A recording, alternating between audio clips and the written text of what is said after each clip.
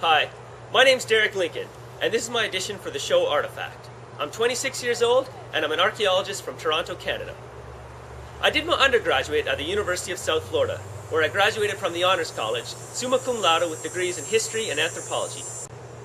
I wrote my honors thesis about resource management in ancient Honduras, where I analyzed soil samples in the lab to discuss water usage and manipulation at sites throughout the region.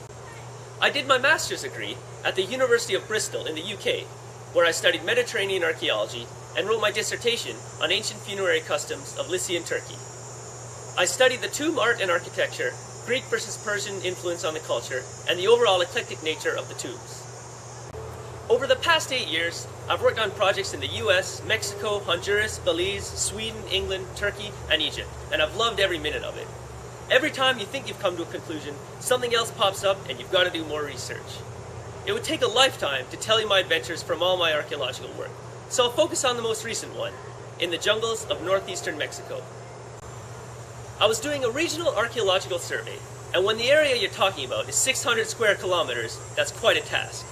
One week, I'd be at my desk, poring over texts and journal articles of the recent research, or looking into museum databases to study the material culture, or scanning over aerial photographs to find new sites. The next week, I'd be traipsing through the jungle with a machete, rescuing a colleague from quicksand, shooting a wild boar at a barbecue for dinner, seeing my Maya guide go down with snakebite, or even being chased out of town by 20 men with shotguns. The following week, I'd be back in the lab, creating 3D models of the sites I mapped to superimpose over topographic maps from the year before. All in a day's work for an archaeologist. To be fair, you come home from the field season exhausted. But by the next morning, you're counting down the days till the next season. I'm very physically fit and got a full athletic scholarship to an NCAA Division I school to run cross-country and track. I was 4 times all-conference, am a member of the Canadian record-holding team in the 4x800 meter relay, and run about 70 miles a week. This fitness has come in very handy for my archaeological exploits, as in Turkey, I was climbing up 30-foot cliff faces to map the tombs. In Egypt, I was crawling down 200-foot, 2x2-foot wide tunnels underground, and in Mexico, some of the sites I went to were 6 days hike. One of them even included a 400-meter swim through waters our boat couldn't navigate.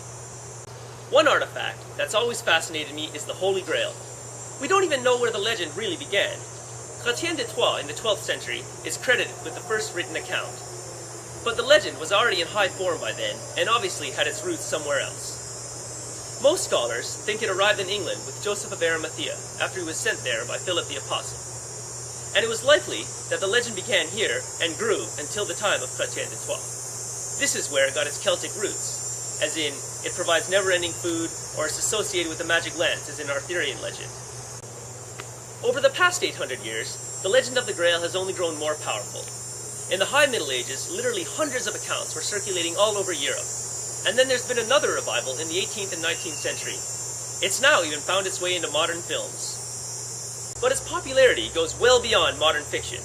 Over the years, many churches, with the backing of Rome itself, have claimed to hold the Holy Grail.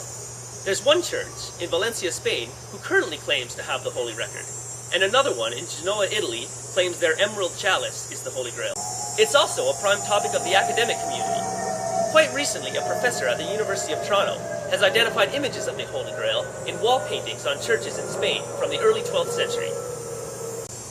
Artifacts like the Holy Grail inspire the academic and non-academic community alike, and they also serve to draw the general public into the world of archaeology.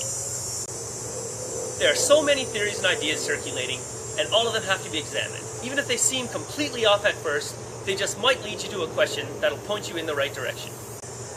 This is where the excitement comes from, the challenge, the chase, and the ever-present feeling that you might be just around the corner. But you also might be just as far as where you started. I'd love to be the host or sidekick of the new show Artefact. I'd have a chance to study these infamous archaeological artifacts in depth and also teach the world about them. Thank you.